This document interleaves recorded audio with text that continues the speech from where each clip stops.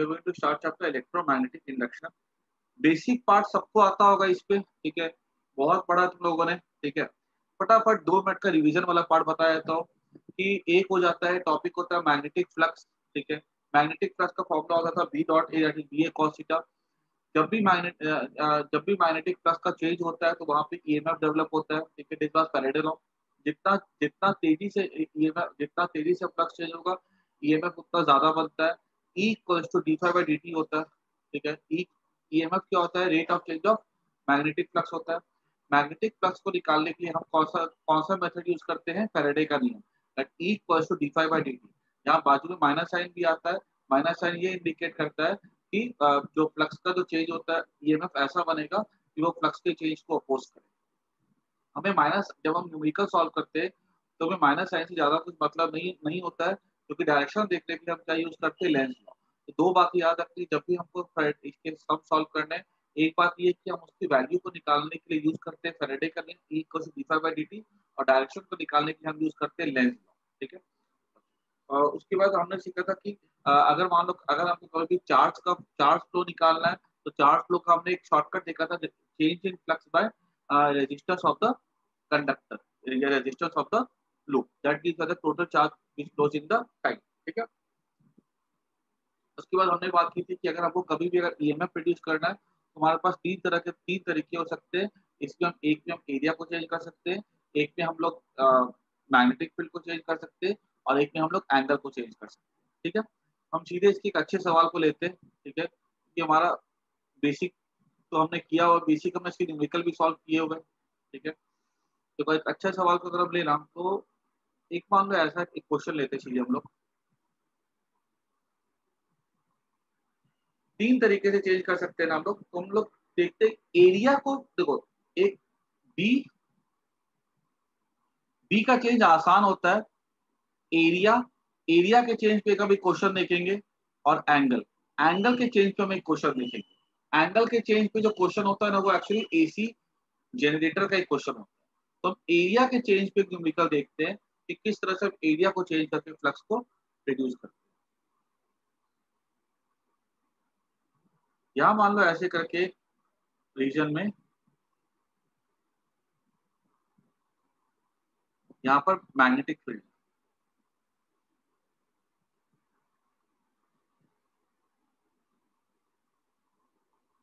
ये हमारे S C Verma का ही सवाल है, ठीक है। एक अच्छे सवाल में आता है।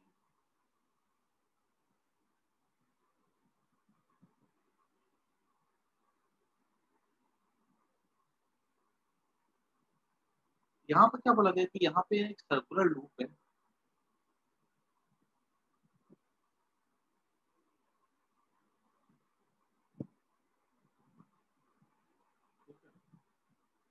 और ये लूप का हमको दिया गया रेजिस्टेंस, हमको दिया गया आर।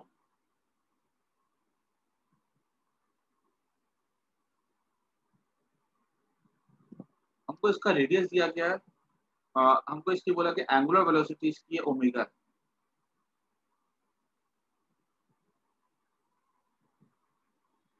ठीक है। ये ऐसे करके घूम रहा है।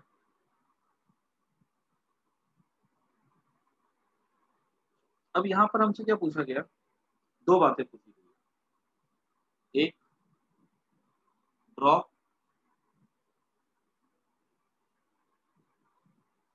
Flux time graph. दूसरा, ड्रॉ करेंट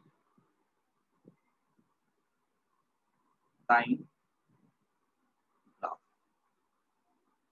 ये एरिया एरिया की कैटेगरी वाला।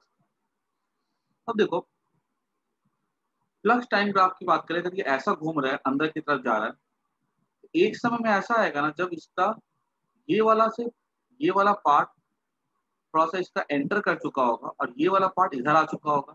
ऐसे ही यहाँ मान लो हमने क्या किया, इसको यहाँ पे ला करके हमने ऐसे डिस्क है ये, ठीक है, ये डिस्क है, और या मान लो ये डिस्क नहीं, मान लो ये लूप है, ठीक है, सेमी सर्कुलर लूप है ये। और हमने क्या किया, इसको बाहर रख करके ना ऐसे टेबल पे रखा है, ठीक है, इसको हम ऐसा करके घुमा रहे हैं, अंदर लेकर के। जैसे हम इसको अंदर लेकर के जाएंगे, ठीक है, यहाँ पे मैं टेबल पे रखा और ना इसको ऊपर से ऐसे लेकर घुमाएंगे तो ये वाला पार्ट कहाँ पे आ जाएगा, ये वाला पार्ट यहाँ पे आ जाएगा, ठीक है, और ये वाला पार्ट जो है ना घूम करके यहाँ पे आ जाएगा। तो अगर हम डायग्राम को देखें ना ध्यान से, हमारा एक्चुअल डायग्राम कुछ ऐसा बन जाएगा, जिसमें कि ये वाला जो हमको एंड दिखता है वो यहाँ पे ट्रेवल करके आ जाएगा एट एनी टाइम टी, और ये वाला पार्ट जो वो यहाँ पे आ जाएगा। आई बात समझ में? तो आफ्टर टाइम टी इसका हमको ग्राफ ड्रॉ करना, ठीक है, this is our solution. After time T figure will be as shown.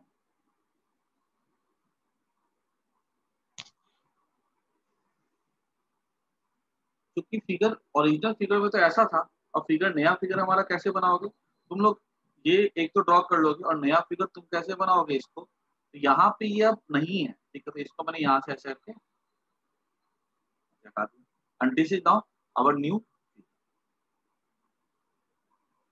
ये चूंकि यहाँ पे नहीं है इसलिए मैं डॉटेड से दिखा दिया, तो ये एंगल कितना अंदर घुसा, हमारा थीटा एंगल घुसा अंदर।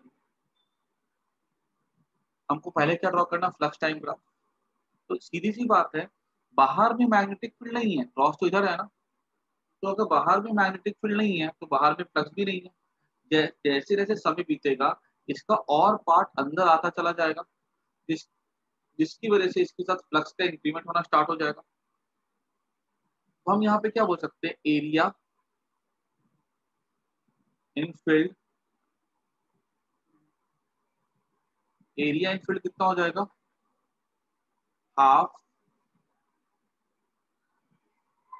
आर स्क्वायर थीटा, ठीक है, ये एरिया इन द फील्ड हो। यहाँ पे आर क्या हो गया, इसका रेडियस हो गया, ठीक है, रेडियस भी इसका लिख लो एक बात, ठीक है, रेडियस इसका आर, ठीक है, हाफ आर कर दिया। अब पूछोगे ये एरिया का फॉर्मूला कहाँ से आया, तो याद रखना कोई भी अगर आर्क होता है ना, तो उस आर्क का जो एरिया का जो फॉर्मूला होता है ये होता है हाफ आर स्क्वायर थीटा। जहाँ पे थीटा क्या हो गया, एंगल हो गया, तो what is this half R square theta, this is this angle. और अगर तुमको ये वेरीफाई करना है थोड़ा फील करने के लिए, तो मान लो अगर हमारे पास अगर सर्कल होता है तो सर्कल के लिए थीटा कितना हो जाता है, 2 पाई रेडियन हो जाता है, इंटू थीटा स्क्वायर कर दो, ये 2 कट जाएगा, ठीक है, तो थीटा कितना हो जाएगा, 2 पाई हो जाएगा, और ये आर स्क्वायर हो जाएगा, 2 कट जाएगा तो क्या बचेगा, पाई आर स्क्वायर बचेगा, ठीक है। तो एरिया कोई भी आर का जो जनरल फॉर्मूला होता है वो हाफ आर स्क्वायर थीटा होता है, ये तुमको याद रखना है, ठीक है। और इसी से हम क्या कहते हैं, सर्कल का एरिया निकाल सकते हैं, पाई आर स्क्वायर। आगे हम क्या देखेंगे अब, कि ये एरिया हो गया, देयरफॉर फ्लक्स क्या हो जाएगा, फ्लक्स हो जाएगा, या मैं इसको मैं एक्चुअली देखो यहाँ पे एक चीज और देखो, यहाँ पर मुझे निकालना है टाइम के साथ का, तो मुझे, और मुझे यहाँ पे थीटा नहीं दिया गया, मुझे यहाँ पे एंगुलर वेलोसिटी दिया, तो मुझे पहले थीटा को एक्सप्रेस करना होगा in terms of angular velocity. तीन चीजें दी गई, रेजिस्टेंस, एंगुलर वेलोसिटी और रेडियस, ठीक है। तो हमको पहले इसको एक्सप्रेस करना होगा in terms of half R square omega में, तो ओमेगा टी, देयरफॉर फ्लक्स क्या हो जाएगा, फील्ड इनटू एरिया, तो बी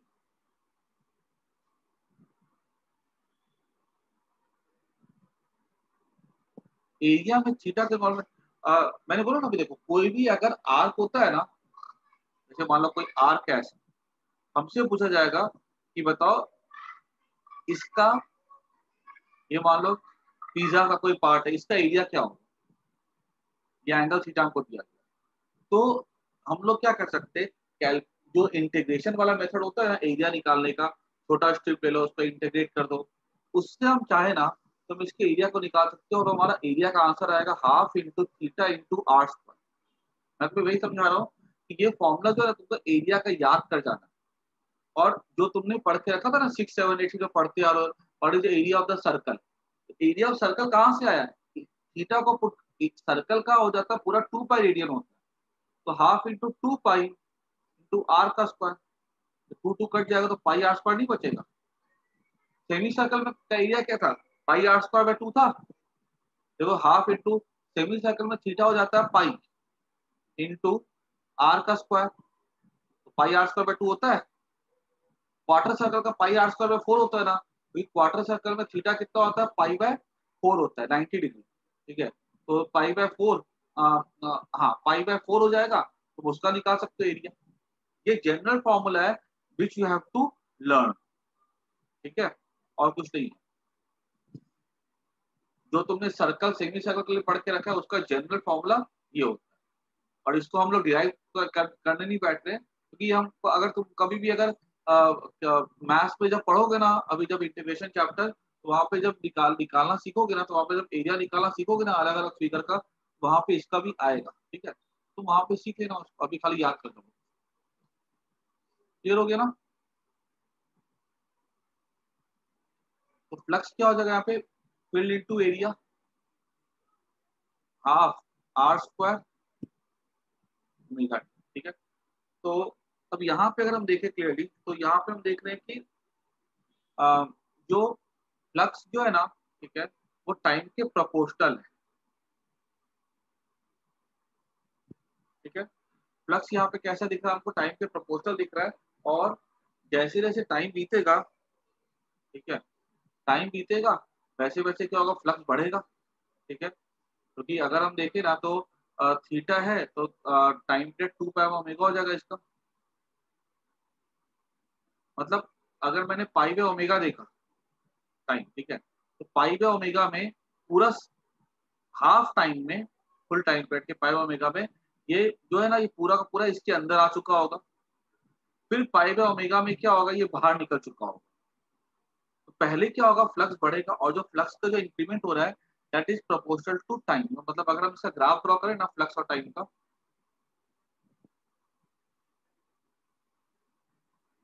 पहले क्या होगा, फ्लक्स बढ़ेगा। और यहाँ पे देख सकते हो पावर 1 है, तो स्ट्रेट लाइन होगा। कब तक फ्लक्स बढ़ेगा, पाई बाय ओमेगा तक। पाई बाय ओमेगा पे आकर के फ्लक्स कैसा हो जाएगा, मैक्सिमम हो जाएगा। और उस मैक्सिमम फ्लक्स की वैल्यू क्या होगी, half B R square. Time कितना हो गया, पाई बाय ओमेगा, तो हाफ बी आर स्क्वायर। ये फ्लक्स की वैल्यू आप हो जाएगी half B R square. Time को लिखा हमने pi by omega, omega omega cut जाएगा, पाई बच जाएगा, है ना। Pi by omega, omega omega cut गया। ठीक है, हाँ ये बच जाएगा। ठीक है, half B R square omega into 2 pi by omega, 2 2 cut गया। ठीक है, सॉरी पाई लिख रही है यहाँ पे, पाई मतलब कि पाई बाय ओमेगा लेंगे, पाई बाय ओमेगा, ओमेगा में कट जाएगा, पाई बच जाएगा। ठीक है, तो दिस इज द मैक्सिमम। उसके बाद क्या होगा, फ्लक्स की जो वैल्यू है फिर से क्या होगी, वो कम होगी।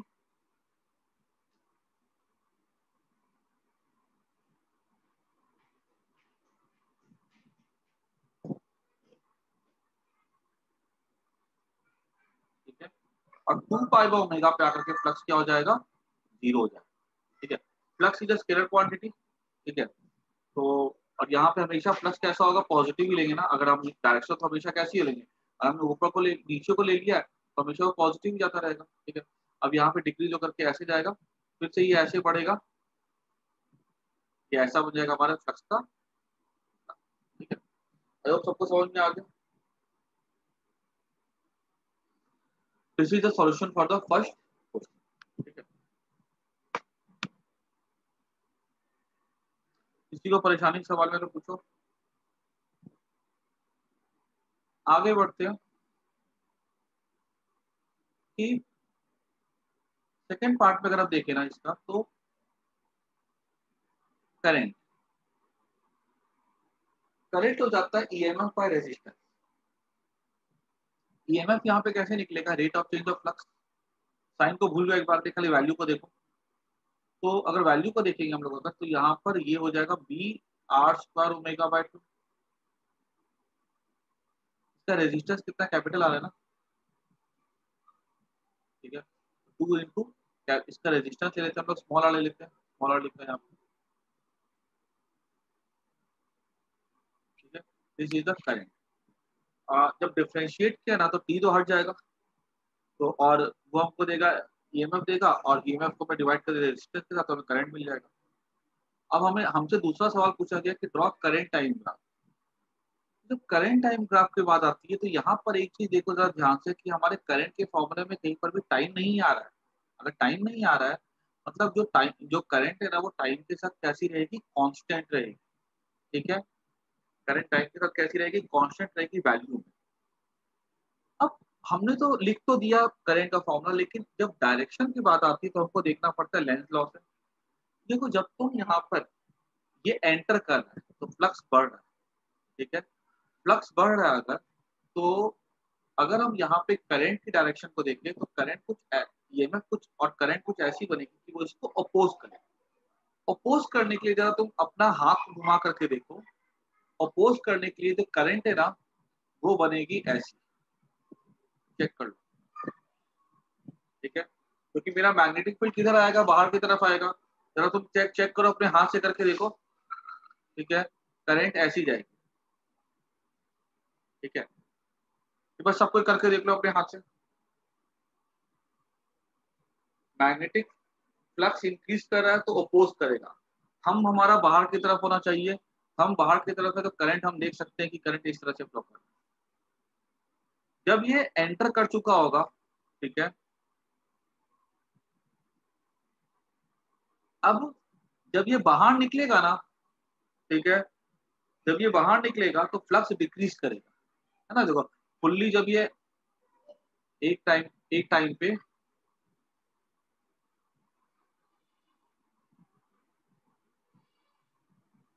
एक टाइम पे जब ये पूरा एंटर कर चुका होगा, मतलब पाई बाय ओमेगा के बाद का सीन बता रहा हूं मैं, पूरा एंटर कर चुका हुआ है। अब बाहर निकलेगा ये, जैसे बाहर निकलेगा ना तो ये पार्ट यहाँ पे चला जाएगा, ये थीटा हो जाएगा। ये पार्ट जो है ना यहाँ पे आ चुका होगा, ये ऐसा हो जाएगा, ये ऐसा जाएगा। ठीक है, और ये हमको ऐसा लूप मिलेगा ना, ऐसा थोड़ा सा ऐसा। ठीक है, अब यहाँ पर जब निकलेगा ये तो यहाँ से फ्लक्स डिक्रीज करेगा। फ्लक्स डिक्रीज करेगा ना तो अब ये करंट ऐसा फ्लो करवाएगा कि मैग्नेटिक फील्ड जो है अंदर की तरफ बने। जो इंड्यूस ईएमएफ या इंड्यूस करंट से मैग्नेटिक फील्ड की तरफ बने, अंदर की तरफ। अंदर बनेगा तो करंट देखो, करंट अब कैसा फ्लो करेगा, करंट का डायरेक्शन क्या होगा, रिवर्स कर जाएगा, करंट ऐसा फ्लो करेगा। सेकंड पार्ट, दैट मींस ये डायरेक्शन इज क्लॉकवाइज। एंड पीछे अगर हम देखें यहाँ पे करंट का डायरेक्शन कैसा था, ये था एंटी क्लॉकवाइज। देखो डायरेक्शन कैसे रिवर्स हो गया, कहाँ था पहले, एंटी था ये। ठीक है, अब कैसा हो गया ये करंट, क्लॉकवाइज हो गया। तो हम यहाँ पे दो दो चीजें समझ गए। एक तो हमने वैल्यू से जो देखा, फैराडे के लॉ से हमने देखा कि करंट जो है वो टाइम पर डिपेंड नहीं करता उसकी वैल्यू। और दूसरा लेंथ लॉ से हमने ये चीज देखी कि इसका जो डायरेक्शन जो होता है ना वो रिवर्स कर जाता है पाई बाय ओमेगा टाइम के बाद। तो अगर हमसे बोला जाएगा कि इसका ग्राफ ड्रॉ करके बताओ, तो इसका ग्राफ हम सिंपल से ऐसा ड्रॉ कर सकते हैं।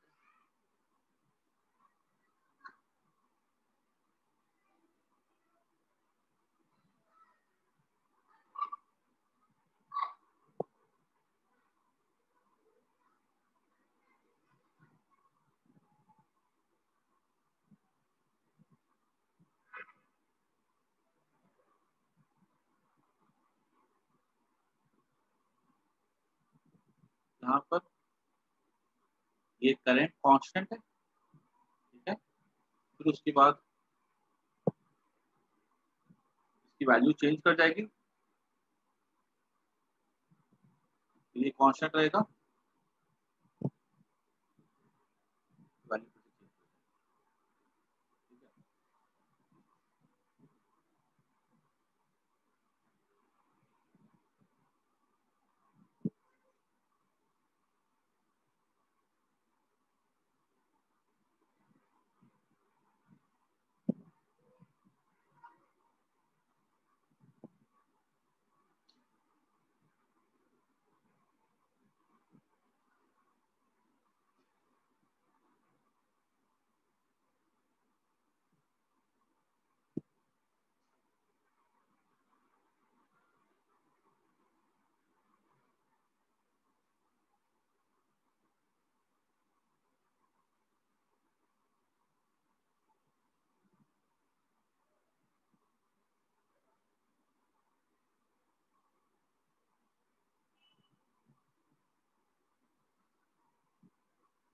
Positive, negative,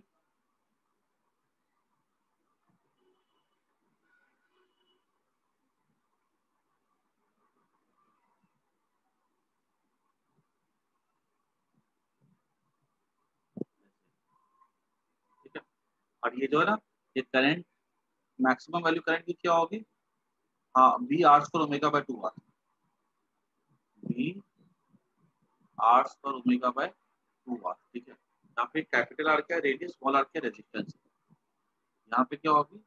B capital R square omega by 2 R, ठीक है। इस तरह से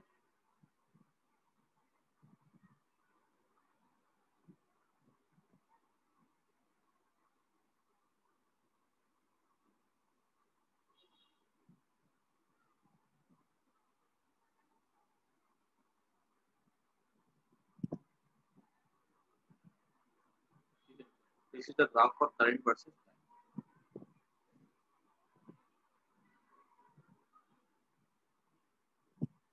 तो सबको फटाफट नोट कर, ठीक है। तो ये हमने देखा ना, हमने एक अच्छा सवाल लिया जिससे कि हमको ये चीज समझ में आई कि एरिया के चेंज होने से कैसे फ्लक्स पे इफेक्ट पड़ता है, कैसे करंट पे इफेक्ट पड़ता है, ठीक है।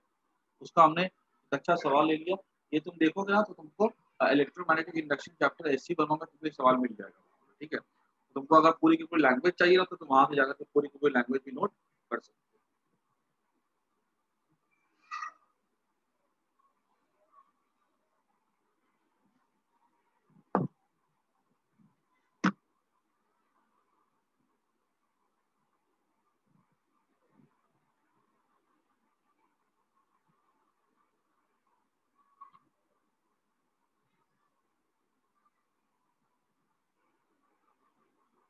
तो यहाँ पर देखो मैंने दो डॉटेड लाइन शो की है, ठीक है। ये डॉटेड लाइन हमें क्या दिखाती है कि एक्चुअली देखो करंट चेंज हो जाएगी तुरंत दूसरे में, विद इन नो टाइम। ऐसा नहीं होता है कि जब करंट चेंज होती है ना तो उसको कुछ समय चाहिए होता है। तो ये बहुत कम समय होता है, जैसे ये बाहर जरा सा निकले, ठीक है। तो जरा सा भी निकलने में थोड़ा तो समय चाहिए होगा। तुम अगर मान लो 0.1111 तुम कितना भी तुम ले लो, ठीक है, हल्का सा अगर नीचे का फ्रैक्शन अगर मान लो यहाँ से बाहर निकलता है, कुछ तो समय लगेगा, वो टाइम बहुत छोटा होगा। उतने टाइम में करंट अपने डायरेक्शन को रिवर्स कर ले, तो वो टाइम एक्चुअली बहुत छोटा होता है ना, लेकिन एग्जिस्ट तो करता है वो टाइम। बिना टाइम के तो कुछ हो नहीं सकता है। तो वो टाइम बहुत छोटा होता है, इसलिए हम लोग यहाँ पे डॉटेड लाइन से दिखाते हैं, ये दिखाने के लिए कि देखो यहाँ पे ये आ, आ, इम, ये चीज इम्प्रैक्टिकल है कि विदाउट टाइम जो है वो करंट का डायरेक्शन चेंज हो रहा है। ये ठीक है, टाइम लगता है, ठीक है। तो just to show that this is not that practical that without time the current is changing, यहाँ पे हम लोग डॉटेड लाइन से शो कर। ऐसे तुम लोगों ने पता है कभी किया भी था, क्लास 11 में क्वेश्चन किया था कि ऐसे बॉल आती है, ठीक है, बॉल आती है उसके बाद हिट करती है, ठीक है, फिर वेलोसिटी उसकी चेंज कर जाती है। तो उसको भी पता हम लोग ऐसे ड्रॉ करते थे कि ऐसे था, ठीक है। फिर जैसे हिट करती है फिर वेलोसिटी नेगेटिव दिखाते थे, ठीक है। तो उसमें हम लोग कुछ ऐसा डॉटेड लाइन हम लोग यूज करते थे, एनसीईआरटी में काइनेमेटिक्स चैप्टर में कुछ ऐसा के कुछ क्वेश्चन थे ग्राफ वाले। अब आते हैं हम लोग सेकंड क्वेश्चन पे। टॉपिक है हमारा, अब नया टॉपिक है मोशनल ईएमएफ। रॉड को मूव करवाते मैग्नेटिक फील्ड में, उससे क्या बनता है? वोल्टेज डेवलप हो जाती है उस रॉड के अक्रॉस, ठीक है, मोशन की वजह से, ठीक है। यहाँ पर ऐसे करके मैग्नेटिक फील्ड है और यहाँ पे ना एक रॉड है जिसको मूव करवाते हैं मैग्नेटिक। जो पढ़ा था हमने ना बोर्ड का, उसी को हम लोग थोड़ा सा अच्छा लेवल का सवाल करेंगे।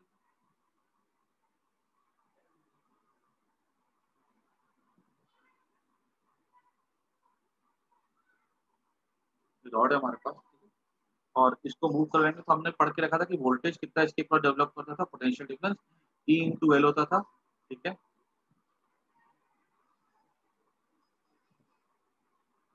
तो ये पोटेंशियल डिफरेंस था, ठीक है। और इसी को हम इक्वेट करते थे क्या कहते हैं, B L B equal to E into L से, और अब यहाँ से इसको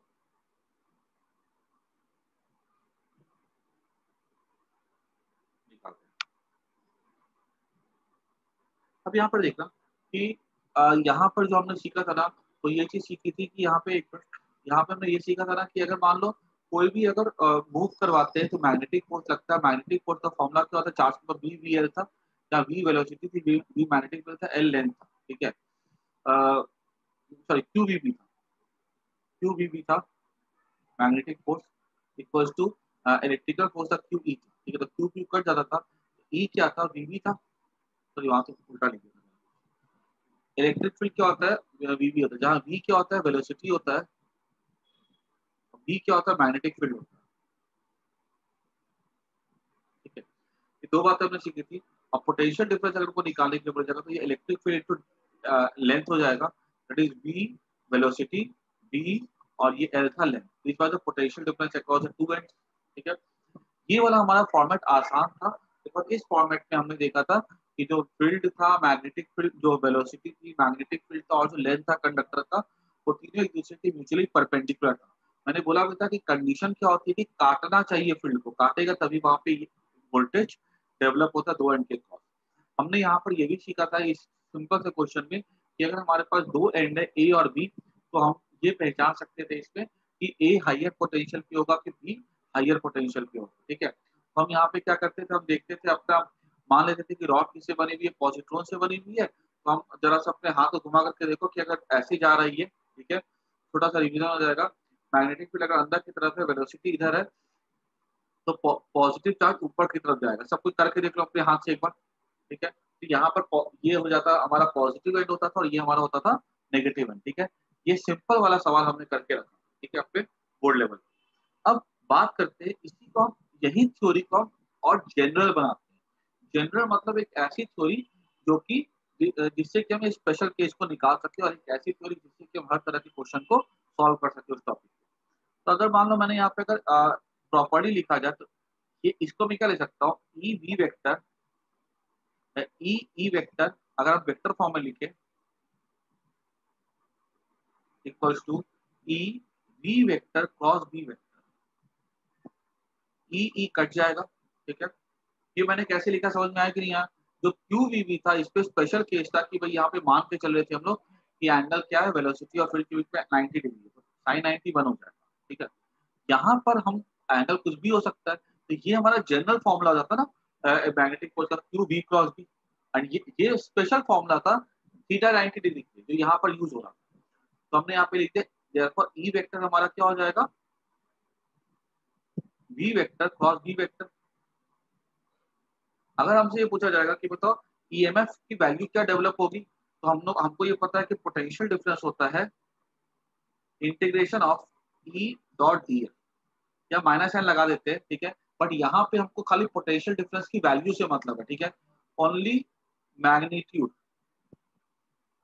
वाई, बिकॉज डायरेक्शन के लिए हम माइनस प्लस को नहीं देखते, डायरेक्शन के लिए हमारा जो हमने जो नियम सीख करके रखे हुए, लेंस लॉ हो गया या फ्लेमिंग्स के लेफ्ट हैंड रूल से हम देख रहे थे, जैसा अभी देखा हमने, वहां से देखते, ठीक है। तो हमको साइन में नहीं समझना, ठीक है।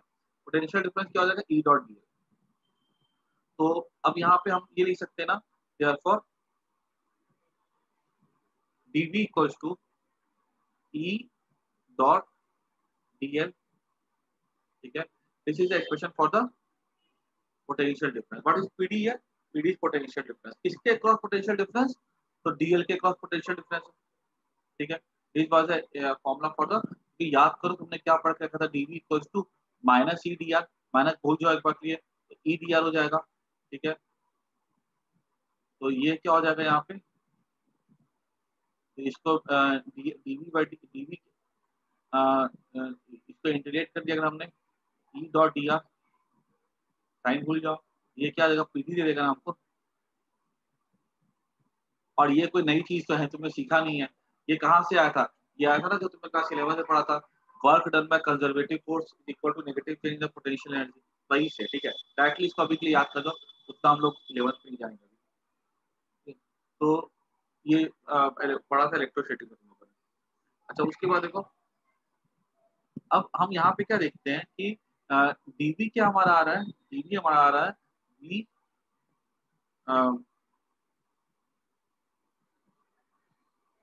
Vector cross B vector dot D F, ये आ जाएगा ना potential difference.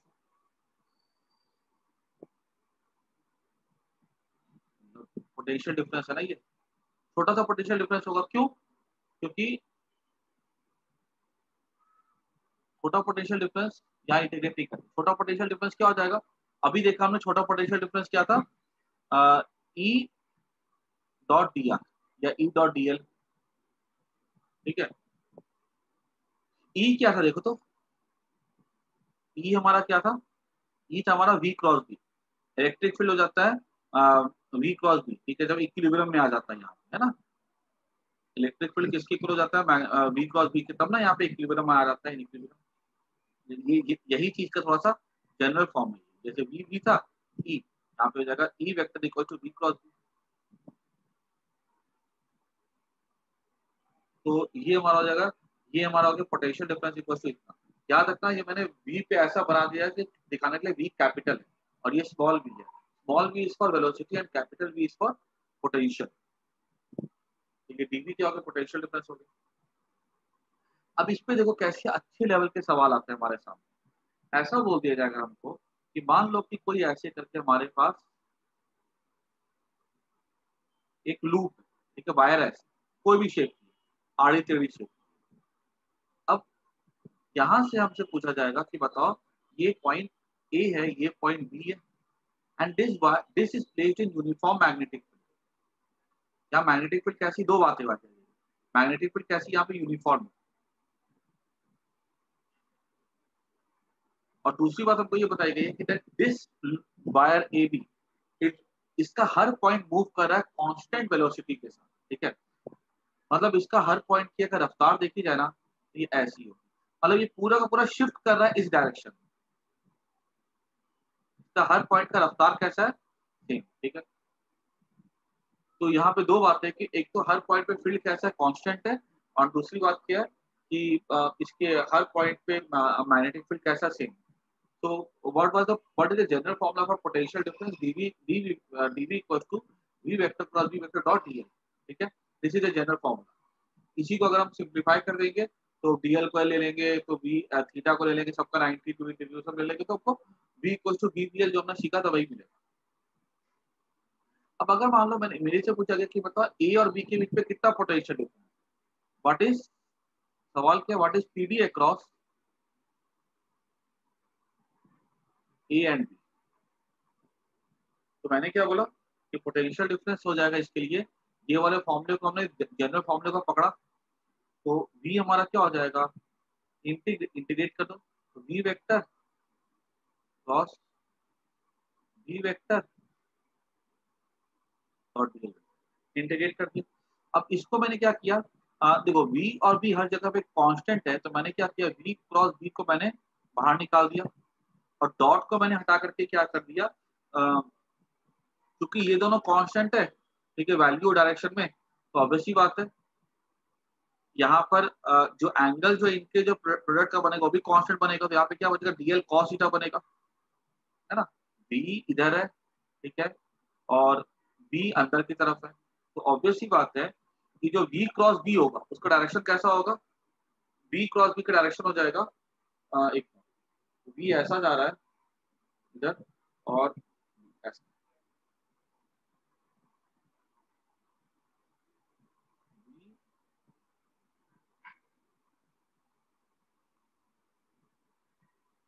Cross B.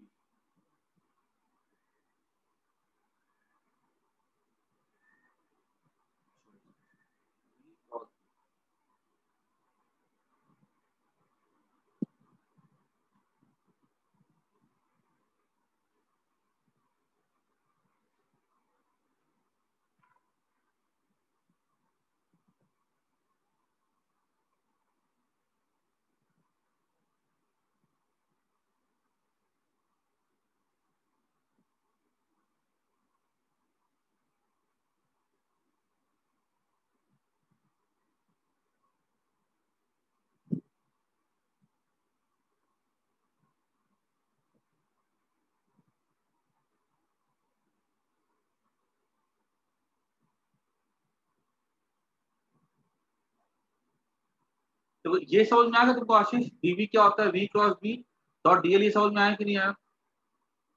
Yes sir. ठीक है ना। अच्छा अब देखो, हमसे पूछा क्या ना यहाँ पे एक रॉ, एक ऐसे करके एक वायर है कर्व शेप की, जो कि जिसका हर पॉइंट कांस्टेंट वेलोसिटी से मूव कर रहा है। मतलब ये पूरी की पूरी वायर जो है ना, किधर खिसक रही है, इधर खिसक रही है। मैग्नेटिक फील्ड यहाँ पे कांस्टेंट है। तो what is the potential difference across A and B? तो हमने बोल दिया कि ये वाला फॉर्मूला हमने यूज किया, एकदम जनरल फॉर्मूला ही है। इसको इंटीग्रेट कर दिया तो we get the potential difference. ठीक है, V cross B dot DL. अब यहाँ पे वेलोसिटी और फील्ड कैसी मैंने बोली थी, कांस्टेंट है, इसको बाहर निकाल दिया। डॉट है, तो अब देखो v क्रॉस b अगर कांस्टेंट है तो वन थिंग इज श्योर कि यहाँ पर जो इनका जो प्रोडक्ट होगा, ठीक है, वो किधर होगा? वो अगर हमने v क्रॉस b इधर है और b किधर है, बाहर की तरफ। ठीक है, b बाहर की तरफ है, तो इनका जो प्रोडक्ट होगा v क्रॉस b का, वो v और b दोनों के परपेंडिकुलर हो जाएगा। अगर v और b दोनों के परपेंडिकुलर अगर ये है, तो v मेरा अगर ऐसा है तो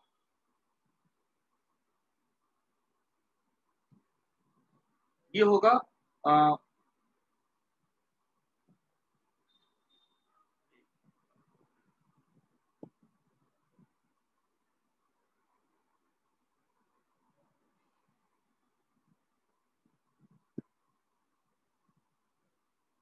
इधर होगा।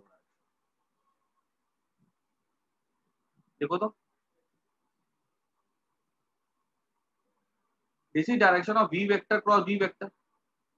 देखो v क्रॉस b, v के भी परपेंडिकुलर और b के भी परपेंडिकुलर है। तो जो हमने right hand palm rule use किया, जरा थंब को दिखाओ v की तरफ, v प्लेन के अलोंग है, और सॉरी पाम को दिखाओ v के अलोंग, और फिंगर्स को कर्ल करो b के अलोंग। करके देखो ध्यान से एक बार, ये हमको देगा v क्रॉस b। एक बात पक्की है कि v क्रॉस b का डायरेक्शन हर जगह सेम रहेगा।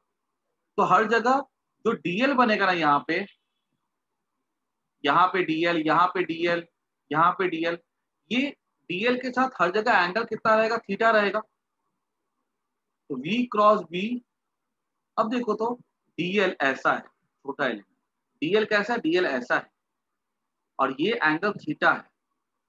ठीक है, तो डीएल और ये एंगल कितना है, थीटा है। तो ये क्या हो जाएगा, डीएल कॉस थीटा हो जाएगा।